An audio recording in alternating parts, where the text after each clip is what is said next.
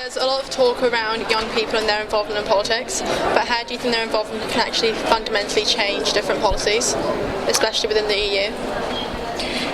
I would elaborate. I would actually like to address the issue a bit more broadly. I think that young people have a voice and have the ability to make changes all over the world. It's not just Europe. And the way to do it is, first of all, to inform themselves about the issues at stake, what works, and what could be done differently in order to change the state of the art. So get involved, learn, experience, learn from mistakes, and change. In your speech previously, you spoke about poverty quite a lot. With regards to politicians and their policies, how do you think we can bridge the gap between their understanding of society and also the understanding of society of the so-called common man?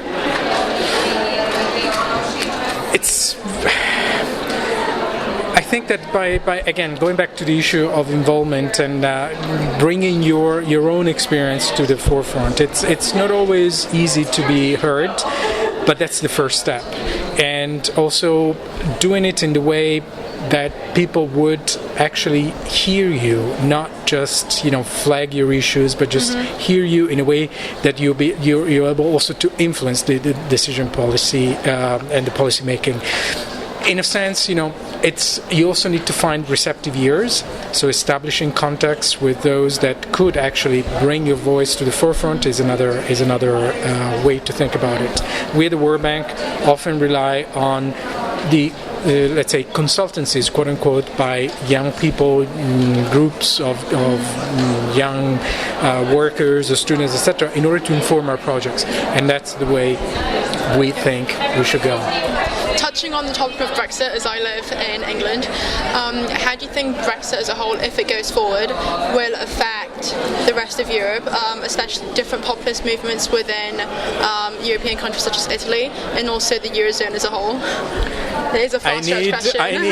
I need to disappoint you here because I do not comment on Brexit. This goes beyond the realm of my possibilities, and of my responsibilities. So I'm afraid I won't be able to address this. Could you talk at all about populism and how it's risen and where that comes from? Do you think it's a disengagement with politics or a democratic deficit? Populism has many explanations. Populism comes from what you just mentioned. Is the fact of not feeling themselves identified with what the society is and what the political dynamic is. But it also comes from exclusion. It comes from inequality. Once you cannot have access to the opportunities your parents, grandparents had, you start feeling disengaged, and you don't think that who is there to make decisions for you represent you.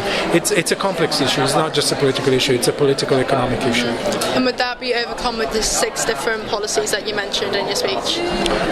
It's every single country has a different recipe, a different way to go about it. But in essence, the ingredients are those. Okay.